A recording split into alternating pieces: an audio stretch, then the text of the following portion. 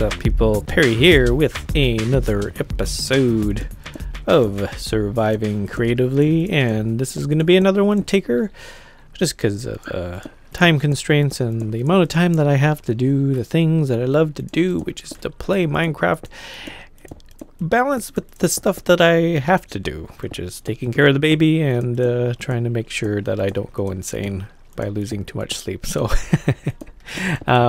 but one of the things that you will notice right now is that I'm taking away a lot of the interior of our storage area, and that is because this idea that I had for the storage area is not going to work out. Not going to work out at all. So we're gonna kind of go back to the drawing board. I think I have a plan in mind. I have an idea, and I think this idea will be much better than this one. This area kind of deserves a little bit more than the design that I came up with, and it looks, I want to say it's pretty boring to me in my opinion, but to you it may look good. It might look good. I don't know. But to me, it looks like I could improve upon it. There's some ideas that I'm trying to work on right now that I will hopefully be able to do in the next episode. And so what I need to do is to clear this entire place out. But for this episode, what we're going to be doing, we're not going to be talking about the interior. I'm just going to let my ideas kind of mellow out. And, you know, it's always good to take a step back once in a while. And you hear me talk about this a lot. Try to step back from a build.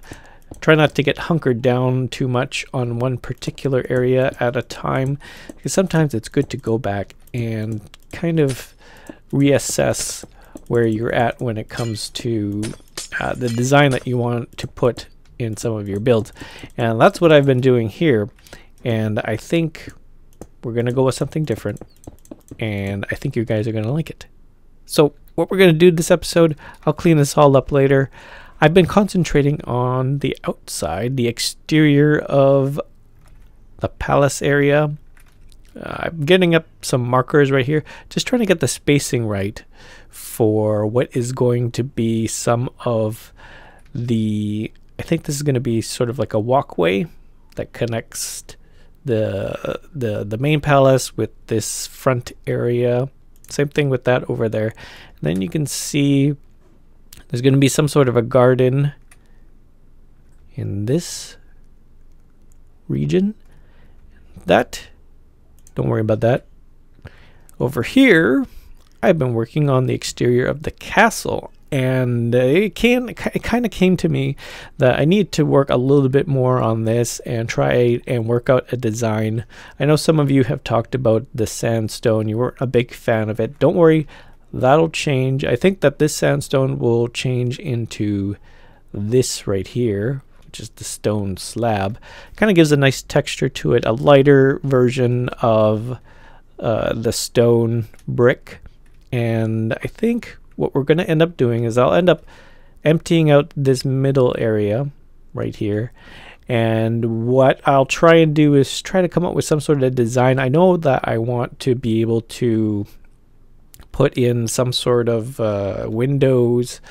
I don't know. I'm trying to figure out a decent design that will go inside to kind of complement the exterior, because it's still a little bit too plain looking for my liking. And this orange wool right here, you don't have to worry about. But one thing that I've been kind of concentrated on over the past few days or past week is this area right here. Looks pretty cool, don't you think? I think it looks pretty cool. But it is sort of a tower that comes up to here, and it's connected to the main keep by this area right here, and it's got a pretty cool curve on it. And this was all according to the plan that I had originally put out in the little model that I made. And some of you have asked whether or not you could get the model in a download, and I will try to put a download in the description for you guys to download the actual model of the mock-up of the entire area, and so you guys can kind of follow along with that. So this is what I've got done so far. You can see these crenellations. I've started to mark out where each of them will be, more or less. There's a couple of areas where it's kind of iffy whether or not I will keep it like right in the middle here. Usually I keep a spacing of about 2 blocks in between, but over here I've kept the spacing of 1. That may stay. I don't know. You never know. I might keep it, or you never know, I might change it. So it's pretty much done. I like the way it's looking so far. I still have to add in the interior elements, such as putting in the stone brick that kind of makes the tower a solid piece instead of just this outer perimeter here. And then I've kind of started a little bit more on this area, and there's going to be a nice tower element right here, kind of anchored into the rock like so, and this gives us a really good vantage point for all of our attackers coming in on us. I think that this will be a very important piece of the castle, especially because you got invaders from the sea versus the land. Lots of things. This would be a pretty important tower, and I hope that I will be able to give it justice. So one of the other questions that I do get a lot in the comments, especially with my Ask Perry series, which I'm very thankful. You guys are really great in supporting that series and filling it with questions that I will hopefully get to at some point. There's a lot of questions that I would like to answer all in one go, but in terms of determining what would be best to go about doing this, it might be like a weekly type thing, hopefully, if I can get around to doing all the things that I need to do.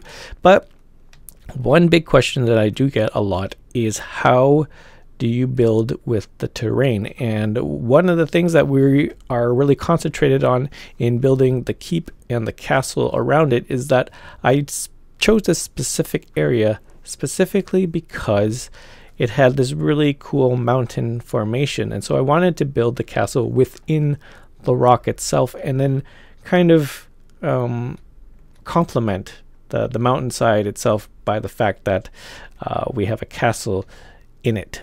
So one of the things that you will notice is that I took this idea of the rock face jutting out like this. It made a much more it was an easier way for me to kind of imagine a tower going in here.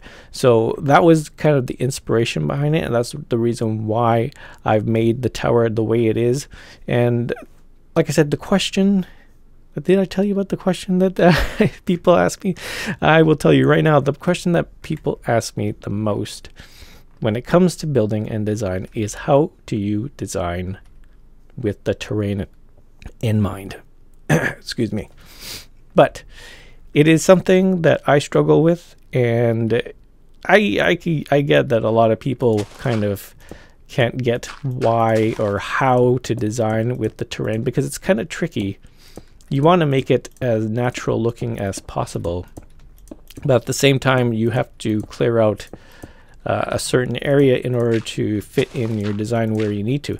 And most of the time, especially in Minecraft, you end up clearing out an area that doesn't really look that great. It's somewhat of an area that you tend to, I want to say, you kind of turn it into some sort of a cube, you know the feeling, right? You start clearing out a space, and then all of a sudden you take a step back and you're like, great, I just cleared out a square piece of land, and it doesn't look anything like I would like it to be. And that's often the case for me. So what I'm going to do right now is that, even though I'll probably do more of a tutorial on this at some point in time, I will give you a little glimpse into what I'm thinking about when it comes to trying to design with the landmass in mind.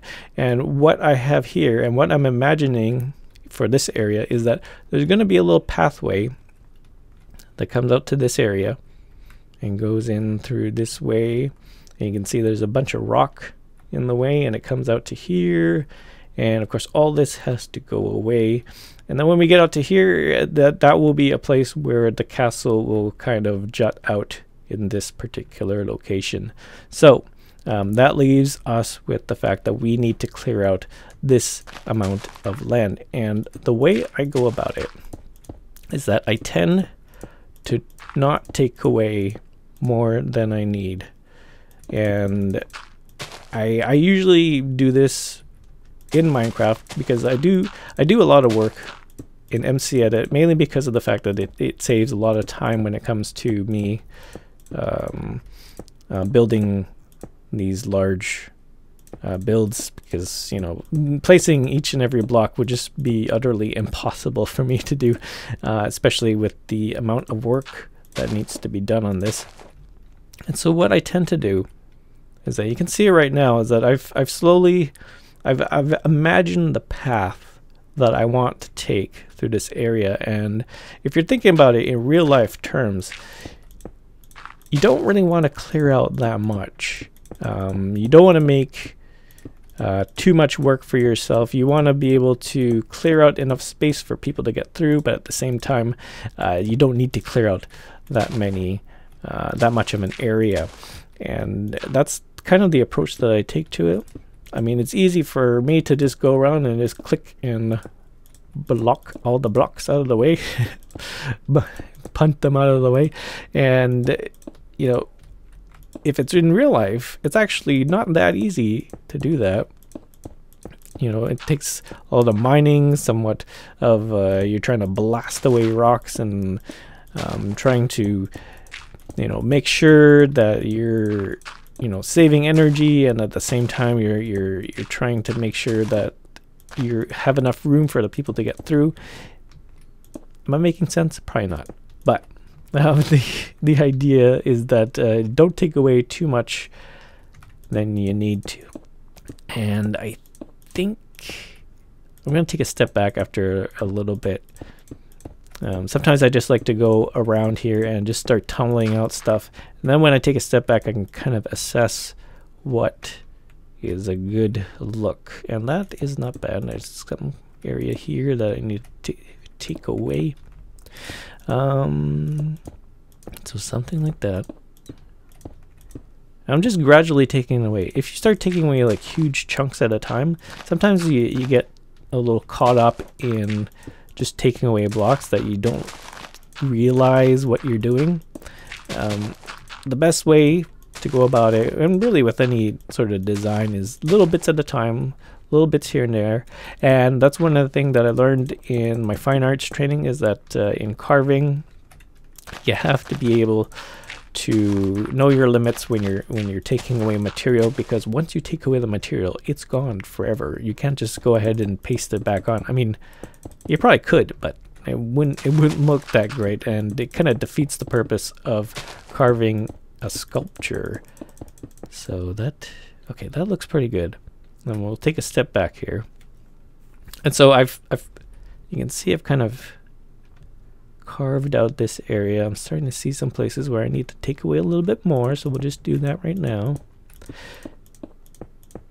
And like I said, it's not an exact science. There's no rhyme or reason to why I take away the blocks that I take away, but there's a little BS meter that goes off in your head when something doesn't look quite right. I mean, you guys know what looks right. You guys know when something goes wrong. The difference is that whether or not you know how to fix it, and that takes a lot of practice, and it's a lot of effort. This only comes to me when I've done this many times over. Sometimes it works, sometimes it doesn't. Oftentimes I find myself having to start over at certain points, which is why I have backups of these worlds. It's very handy, because sometimes I tend to screw up here and there, and I have to reload a backup. But what I want to do here is I want to expose more of the rock down below, because I want these crenellations to be more of a highlight, and I don't want the rock face to kind of get in the way of that. Alright, so I cut away for a little bit just because there's a bunch of stuff that I wanted to do just off camera, some boring stuff that you really didn't need to see, because I've gone ahead and added some progress to this whole thing, this area, and I think it's turned out quite well. There's some bits and pieces here that I need to kind of work out, but all of that we'll have to do another time for sure. But you can see I have gotten done this area, which is clearing out most of this cliff face. I'm not too sure how far I'm going to go with it. There's still a little bit more to go in terms of trying to figure out just how high I want the ceilings to be in the cutaway area. And then down below, I think that we're going to have to do a little bit more here because I think that this is a little bit too flat. This wall looks a little too flat for me, so I think we'll have to probably end up cutting away some of the blocks like so.